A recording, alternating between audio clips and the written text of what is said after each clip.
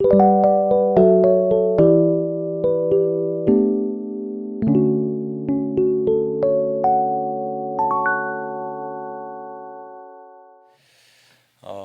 이제 오늘 수료식 즈음에 또 설교를 준비하다 보니까 예전에 굉장히 그 한국을 강타했던 드라마가 생각났습니다. 스카이 캐슬. 기억을 하실 것 같은데요. 뭐 다들 아시겠지만 이 드라마에는 이 서울의대에 합격하기 위해서라면 무엇이든지 하려고 하는 그 부모들과 또 그 부모들의 등살에 못 이겨서 고통받고 있는 아이들이 등장하죠. 누군가가 그 입시에 대한 고급 정보를 가지고 있는 것을 알게 되면 어떤 수술을 쓰더라도 그 정보를 얻어내려고 혈안이 되는 그런 모습들을 기억을 할 것입니다. 그래서 뭐 서울의대를 합격한 비결이 무엇인지, 또 누구에게 그때 굉장히 유행했던 단어가 있죠. 코디라는 단어, 그죠? 뭐 이렇게 서울의대 합격하기 위해서 언제부터 뭘 해야 되고 차근차근 이렇게 과정을 밟아 나가야 된다는 그런 것들을 코칭하는 코디라는 사람이 있다는 것을 저도 그때 처음 알았습니다. 이제 그것이 그들의 인생의 목표인 것처럼 보였어요. 사실 이 드라마 작가의 진짜 의도는 이거였다고 합니다. 서울의대에 합격하는 것이 인생의 참된 행복이 아니다. 성공하지 못해도 행복한 삶을 살아갈 수 있다. 이게 이제 원래 이 작가의 의도였는데, 그래서 조금은 그 과장된 듯한 좀 비극을 제시를 하죠. 그러면서 사교육의 폐해를 적나라하게 드러내고 있었습니다. 근데 이 작가의 의도는 달리 사람들이 이 드라마를 보면서 아, 저런 방법도 있었구나. 그러면서 막 사교육의 열풍이 더 불었다는 그러한 내용을 접하기도 했었는데, 사실 뭐 우리가 사는 세상은 성공하면 행복할 것이라는 그 강력한 믿음이 있기 때문에 어떻게 해서든지 좋은 학교 보내야 되고 뭐 좋은 직장 취직해야 되고 하여튼 뭐 그런 어떤 기준으로 살아가는 게 우리가 살아가는 세상인 것 같습니다. 그렇기 때문에 이 그러한 삶을 살기 위한 정보가 주어진다면 무슨 수를 써서라도 그것을 얻고자 하는 게 뭐 이 시대를 살아가는 모습이 아닌가, 사람들의 모습이 아닌가. 그야말로 정보 만능주의 시대를 살고 있는 것 같은 그런 느낌이 종종 드는 것이죠. 근데 뭐 우리가 아무리 많은 정보를 습득한다 해도, 세상적인 지식을 얻는다고 해도, 그래서 뭐 성공을 하는, 소위 성공하는 인생을 산다고 해도 그것이 우리의 인생에 진짜 행복을 줄 수 있는가? 사실 우리가 한 번쯤은 질문해 봐야 되는 굉장히 중요한 질문이라고 할 수 있을 것입니다. 제가 이제 지난 주일에 이찬수 목사님 설교를 들었거든요. 여러분도 들으시죠? 저도 듣습니다. 네, 들으세요. 괜찮아요. 네, 제가 들으니까 한 그 교수님의 얘기를 하시더라고요. 한 교수님이 이제 난임 치료를 오랫동안 받고 계셨는데, 그러다가 이제 어머니랑 그 미국에 계신 교수님이라서 한국에 계신 어머니랑 이제 통화를 하는데, 엄마, 내가 아이가 있으면 진짜 잘 키울 수 있을 텐데, 이런 말을 했다고 합니다. 그러니까 그 어머니가 그 통화 중에 이런 말씀하셨어요. 얘야, 자식은 잘 키우려고 낳는 게 아니야. 사랑하려고 낳는 거지. 그런 말씀을 하셨다고 하는 거예요. 잘 키우려고 하다 보니까 뭐 선행학습도 해야 되고 뭐 하여튼 뭐 좋은 거는 다 이제 정보를 구해가지고 자녀들에게 이렇게 다 제공을 해야 되는, 그러다 보니까 여기저기서 이제 그런 폐해가 생기는 것을 우리가 보는 것 아니겠습니까?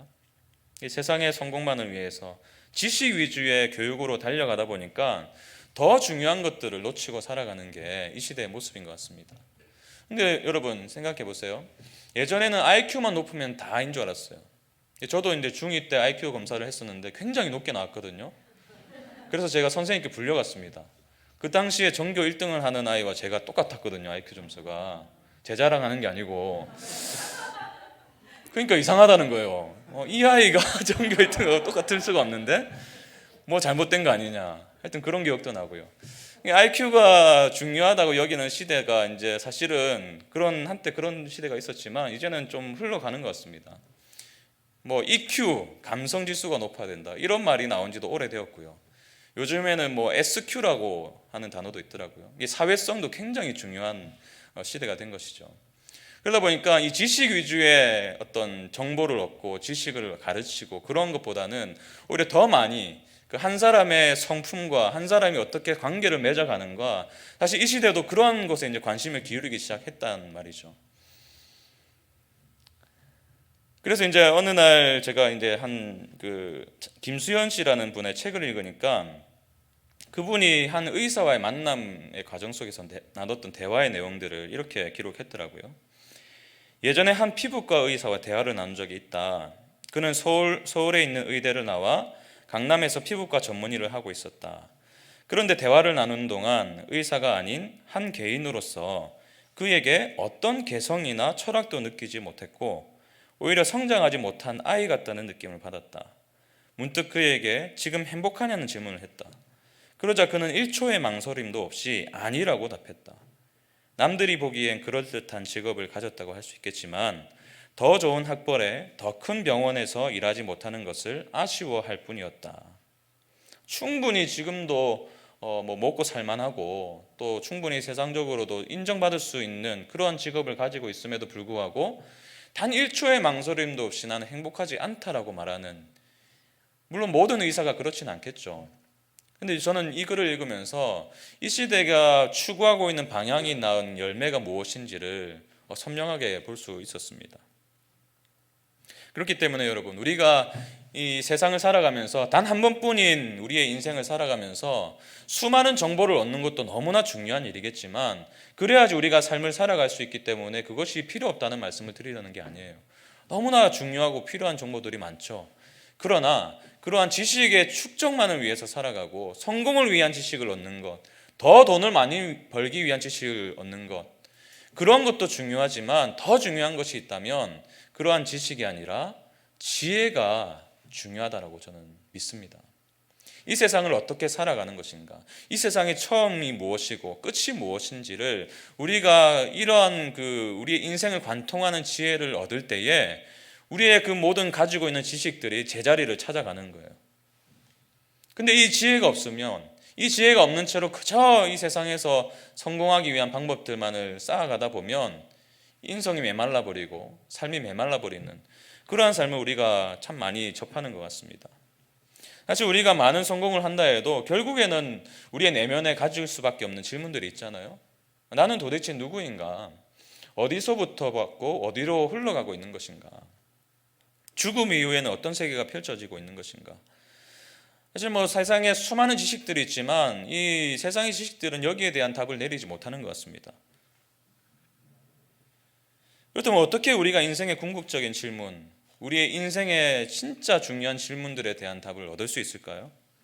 산에 들어가서 몇 년 동안 무건 수행을 하며 또 등을 땅에 대지 않고 수십 년을 살아가면 우리가 그 지혜를 알 수 있을까요? 그렇지 않습니다. 실제로 그런 삶을 살았던 분이 계세요. 성철 스님. 실제로 10년, 수십 년 동안 한 번도 등을 땅에 대본 적이 없으신 분이셨어요. 그런데 그분도 인생에 대한 궁극적인 답을 얻지 못하고 이 땅을 떠났습니다. 유명한 철학자가 있죠. 미국 예일대 교수인 셸리 케이건이라는 분이 계신데 이분도 인생의 궁극적인 질문에 대한 답은 얻지 못했던 것 같아요.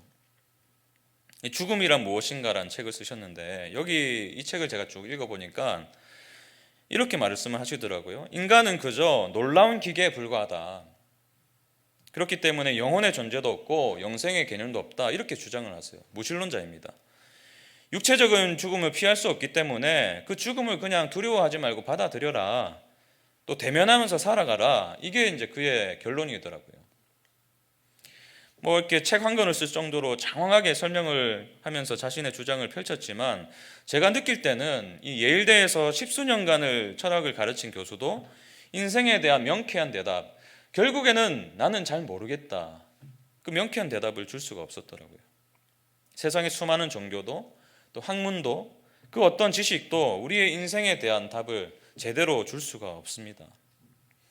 그러나 제가 아는 한 너무도 명확하게 이 질문에 대한 답을 주는 책이 있어요.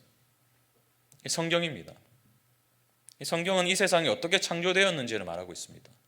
그리고 어떻게 세상의 끝이 오게 될 것인지도 보여줍니다. 우리의 인생의 끝이 날 때에 이 죽음 위에 어떤 세상이 펼쳐질지도 분명하게 기록하고 있고요. 또 예수를 믿는 우리가 죽음 이후에 부활해서 영원히 살 것도 분명하게 선포하고 있습니다. 그 모든 중심에 누군가가 존재하고 있음을 분명하게 밝혀요. 하나님이란 분이 계심을 우리에게 선명하게 보여줍니다. 하나님이 우리 존재의 시작이 되시고 하나님이 우리의 모든 인생의 끝이 되시고 모든 만물을 새롭게 하실 그 하나님. 그렇기 때문에 그분 안에서 우리는 인생의 의미와 목적을 발견하게 되는 것이죠. 세상에 수많은 무신론자들이 살아가는데 그들은 인생의 의미가 없다라고 주장을 해요. 우리가 사는 인생에는 아무런 의미가 없다. 그저 이 땅을 살다가 언젠간 죽음을 맞이하게 될 뿐이다. 근데 여러분 정말 그런가요? 여러분들이 그 증인들 아니십니까? 그렇지 않다는 것에 끊임없이 내가 누구인지를 질문하는 게 우리의 인생 아닌가요? 내가 왜 이것을 하지? 이것의 의미가 뭐지? 그런 의미에 대한 질문들이 끊임없이 나오는 게 우리의 삶이잖아요. 그렇기 때문에 우리의 인생의 그 갈증, 그 의미에 대한 발견에 대한 갈증이 있다는 것은 우리를 만드신 분이 누군가가 계시다는 거죠. 그분이 하나님이시라고 성경은 분명히 기록하고 있습니다. 그래서 잠언 9장 10절은 이렇게 말씀하고 있죠. 여호와를 경외하는 것이 지혜의 근본이요 거룩하신 자를 아는 것이 명천이니라. 하나님을 알고 하나님을 경외하는 것이 이 땅을 살아가는 지혜의 근원이래요. 수많은 지식들이 있지만 지혜가 없어서 망하는 사람들이 얼마나 많습니까? 그러나 오늘 잠언 기자는 분명하게 말씀하고 있죠. 여호와를 아는 것이, 여호와를 경외하는 것이 지혜의 근본이다. 그렇다면 우리는 어떻게 지혜를 얻을 수 있을까요? 우리가 방금 읽은 이 잠언은 지혜의 책으로 알려져 있죠. 특히 1장을 보시면 지혜를 의윤화해서 우리에게 소개하고 있습니다. 1장 20절, 21절을 보시면 지혜가 우리를 찾고 있다고 이렇게 말을 하고 있어요. 우리 같이 한번 읽어볼까요? 시작. 지혜가 길거리에서 부르며 광장에서 소리를 높이며 시끄러운 길목에서 소리를 지르며 성문어기와 성중에서 그 소리를 발하여.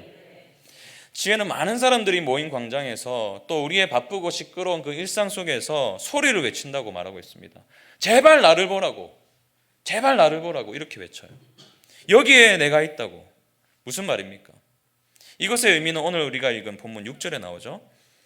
대저 여호와는 지혜를 주시며 지식과 명철을 그 입에서 내심이며. 다시 말해서 하나님께서 우리의 인생에 지혜를 주시는 분이라는 거예요. 이 세상의 처음과 끝을 알려주시고 우리를 찾고 계신다는 것입니다.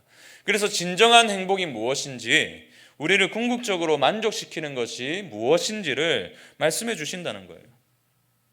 그분 안에서 우리가 인생의 참된 의미를 깨닫고 목적을 발견하고 소망을 품고 살아갈 수 있다는 것이죠. 그러나 본문은 동시에 우리의 역할을 말씀하고 있어요. 지혜가 소리쳐서 우리를 찾고 있지만 또 하나님께서 우리에게 지혜를 주시는 분이시지만 동시에 우리의 역할이 무엇인지도 말하고 있습니다. 3절 4절 보십시오. 지식을 불러 구하며 명철을 얻으려고 소리를 높이며 은을 구하는 것 같이 그것을 구하며 감추어진 보배를 찾는 것 같이 그것을 찾으면, 우리가 그렇게 찾으면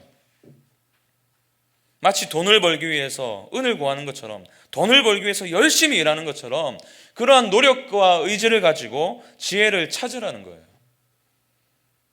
찾으면 지혜를 발견하게 된다는 겁니다. 우리는 여기서 이 성경 전체에 흐르는 역설의 원리를 발견하게 됩니다. 한편으로는 우리가 지혜를 찾아야 돼요. 그러나 바로 다음 구절에서 지혜가 결국 하나님께서 주시는 것이다. 하나님의 은혜의 선물임을 밝히고 있습니다. 하나님이 주시지만 우리가 찾아야 되는 것, 우리가 찾지만 결국 하나님이 허락하신 은혜라는 것. 이 원리가 빌립보서 2장 12절 13절에도 나와 있죠. 이 사도 바울은 빌립보 성도들에게 이렇게 말합니다. 두렵고 떨림으로 너희 구원을 이루라. 우리에게 이루래요. 근데 곧 이어서 이렇게 말합니다. 너희 안에서 행하시는 이는 하나님이시니 자기의 기쁘신 뜻을 위하여 너희에게 소원을 두고 행하게 하시나니. 구원을 이루라고 명령한 즉시 그 구원을 이루어 가시는 분이 하나님이시라고 말하고 있어요. 이 역설적이잖아요. 우리는 하나님을 사랑하고 경외함으로 구원의 삶, 다시 말해서 성화를 이루어 가야 되는 책임이 있습니다. 그러나 우리가 이러한 삶을 살아갈 수 있는 근거는 우리 안에 소원을 두고 행하게 하시는 하나님이시라는 거예요. 그래서 이 역설의 원리를 틴켈러 목사님이 이렇게 설명하더라고요. 전적으로 우리 몫이라면 불안에 짓눌려 애쓰다 탈진할 것이고, 우리와 상관없이 하나님 혼자 하시는 일이라면 우리는 주도권 전체를 잃을 것이다. 이 역설이 충분한 동기와 확신 둘 다를 가져다 주기에 우리는 평생 하나님을 알아가는 데 힘쓸 수 있다. 여러분, 오늘 수료하신 분들 1:1 양육 받으시면서 예수님의 복음에 대해서 예수님이 누구신가부터 시작하거든요. 예수님이 누구신가부터 시작해서 내가 지금까지 수십 년간을 신앙생활 해오면서 그냥 피상적으로 알았던 그 예수님, 근데 이 과정을 통과하면서 예수님을 찾으니 그 예수님이 다시 나에게 발견되는 거죠. 근데 돌아보니까 이렇게 내 삶의 순간순간들을 인도하셨던 분이 다름 아니라 하나님이시라고 고백할 수가 있는 거예요. 이게 우리의 신앙이 가진 역설 아닙니까? 내가 복음을 열심히 전했어요. 전도폭발 훈련 받아가지고 야탐역 가가지고 앉아 계신 분들 얼마나 많아요. 그분들에게 복음을 전했습니다. 내가 복음을 전했지만 역사하시는 분이 누구예요? 성령 하나님이심을 고백하셨잖아요. 우리가 열심히 구원을 이루어 가야 되지만, 우리가 열심히 하나님을 알고자 노력해야 되지만, 그 모든 과정의 배후에는 하나님의 섭리가 있다는 것입니다. 하나님의 역사하심이 있다는 거예요. 우리는 앞서 인생의 궁극적인 질문에 대한 유일한 대답이 이 말씀에 있다는 것을 제가 말씀드렸습니다. 그렇기 때문에 우리 편에서 지혜를 찾는 방법은 다른 것에 있지 않아요. 하나님의 말씀을 아는 거예요. 이 성경을 알아갈 때에 하나님이 어떤 분이신지 우리가 배우게 되는 거예요. 그분이 어떤 계획을 가지고 이 땅을 창조하셨는지, 어떻게 이스라엘 백성들을 구원해 내셨는지, 그리고 그 끝자락에 그 정점에 예수 그리스도가 왜 어떻게 오셨는지, 그 예수님이 오심이 나의 인생에 어떻게 영향을 주고 있는지 성경을 통해서 발견하는 거지 않습니까? 성경을 읽고 또 계속해서 제가 강조해 드리는 큐티를 매일매일 하시고 그 말씀을 깊이 묵상하실 때에 우리는 비로소 이 성경 안에 감추어졌던 지혜를 발견하게 되는 거예요. 이 세상을 살아갈 수 있는 지혜, 이 세상의 처음과 끝을 알 수 있는 지혜, 이 세상에서 필요한 모든 지식들이 비로소 제자리를 찾아가게 만들어주는 지혜. 오늘 간증하신 우리 두 분이 말씀하셨듯이 복음을 가까이 하고 또 말씀을 가까이 하는 그런 삶을 도와주는 것이 저는 훈련이라고 믿습니다. 1:1 훈련, 전도폭발 훈련, 앞으로 더 많은 훈련들이 개설되겠지만 그런 훈련의 과정을 통해서 하나님을 알게 되고 하나님이 어떤 분이신지를 우리가 마음으로 삶으로 깨닫게 되는 것이죠. 그러면서 인생에 대한 눈이 확 띄어지는 거예요.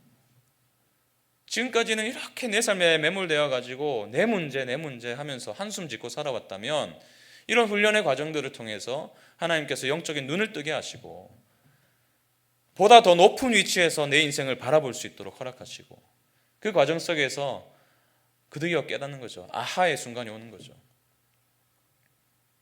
하나님께서 여전히 내 삶을 인도해 가시는구나. 이 모든 상황들을 이겨낼 수 있는 힘을 주시는 하나님을 경험하시는 것이죠. 앞서 말씀드린 것처럼 우리 편에서만 지혜를 찾는 것이 아닙니다. 하나님이 지혜를 주세요. 우리가 훈련에 동참할 때에 또 말씀을 읽을 때에 그저 문자적으로 그 내용을 보는 것 같지만 하나님께서 우리에게 만대에 감추어져 있던 창세전부터 감추어져 있던 그 진리를 밝히 보여주시는 것이죠. 하나님께서 우리의 연약함을 도우셔서 그 말씀 읽는 시간, 훈련받는 시간을 기뻐하게 하십니다. 그래서 훈련이 힘들고 어려운 부분이 분명히 있지만 그 가운데서 우리가 경험하게 되는 엄청난 은혜가 있는 거예요. 우리는 훈련의 과정을 통과하면서 서로의 삶이 변화되어 가는 과정을 경험하게 됩니다. 함께 지어져 가는 것을 경험하게 돼요. 하나님의 은혜 안에서. 오늘 제가 제자훈련 받으실 분들, 지원하신 분들 몇 분을 인터뷰를 했어요. 면담을 하고 왜 이렇게 제자훈련 지원하시게 되셨는지. 다들 이제 말씀에 대한 갈급함이 있으세요. 변화에 대한 갈급함이 있으세요. 제가 몇몇에 이런 말씀을 드렸습니다. 제자훈련 받으신다고 여러분의 인생 변화되지 않습니다. 훈련이 우리의 인생을 바꾸지 않습니다. 은혜가 우리의 삶을 변화시킵니다. 그러나 이 훈련이 그 은혜를 경험하게 되는 방편, 통로가 될 줄 믿습니다. 제가 이 말씀 드렸어요. 수료했다고 사역훈련 다 마쳤다고 해서 우리의 인생이 예수님만큼 자라지 않을 거예요. 그러나 그 과정을 통과하는 기간 동안에 부어주시는 그 은혜로 말미암아 우리가 점점 더 주님을 닮아가는 기쁨을 누릴 수 있으리라 믿습니다. 2023년 한 해 동안 우리는 말씀 안에서 서로 연결되고 함께 지어져 갈 줄 믿습니다. 우리 기쁨이 되는 교회가 참 이렇게 반학기 만에, 이 한 학기 만에 이렇게 또 많은 분들이 또 수료하시는 이 역사적인 순간, 네. 뭐든지 처음이잖아요 지금. 네. 첫 번째 수료 예배에 오신 여러분, 하나님께서 여러분들의 발걸음을 이 자리로 옮기신 데는 분명한 이유가 있다고 저는 믿어요. 그래서 그냥 구경꾼으로 앉아 계시지 마시고 다음번에 훈련 광고가 나갈 때에 이제 내 차례구나, 내 차례구나. 오늘 우리 이자 군사님 2단계 선포하셨잖아요. 네. 하나님께서 그 열정을 주셨어요. 제가 볼 때는 복음의 현장을 경험하시니까 그 마음이 막 살아나는 거죠. 우리 권사님도 얼마나 많은 기간 신앙생활을 해오셨겠어요. 복음에 대한 열정이 다시 살아나시니까 얼굴이 환하시잖아요. 그렇죠? 그래서 우리 모든 성도님들이 이러한 기쁨을 누렸으면 좋겠어요. 그래서 정말 이 훈련에 참가하고 하기 전까지는 부담되죠. 내가 잘할 수 있을까? 특별히 이제 전도 폭발은 외울 게 얼마나 많은데 이 머리로 내가 할 수 있을까? 네, 오늘 수료하신 분들 보세요. 할 수 있습니다. 네, 여러분들이 머리 안 좋다는 말이 아니고요. 네, 연세 드신 분들도 하실 수 있어요. 우리 시니어 분들 지금 3분이나 계신데 수료하셨잖아요. 젊으신 분들, 40, 50대 여러분 하실 수 있습니다. 두려워하지 마시고요. 전포 꼭 받으시고 전도의 사람이 되시고 복음의 사람이 되시길 축복합니다. 여러분, 이렇게 한 사람의 그 훈련을 받고 수료하시는 거지만 사실 교회라는 게 다 연결되어 있지 않습니까? 내가 변화되면 내 옆 사람이 그것을 알아채요. 그리고 도전받습니다. 나도 저 집사님처럼 권사님처럼 변화받고 싶다. 그게 이제 계속해서 선한 영향력으로 우리 공동체를 물들이게 될 거예요. 내가 변화되면 다락방이 변화되고요. 한 다락방이 그렇게 변화된 사람으로 모였을 때에 우리 교회 전체가 변화되고요. 우리 교회가 변할 때에 조금은 더딜 수도 있지만 한국 교회가 변화될 줄로 믿습니다. 그 놀라운 하나님의 계획하심에 순종하시고 또 함께 동참하시는 기쁨을 누리시길 축복합니다. 지혜를 발견하시기 바랍니다. 지혜를 찾으시고 지혜를 주시는 하나님께 날마다 나아가시는 저와 여러분 되시길 다시 한 번 더 축원합니다.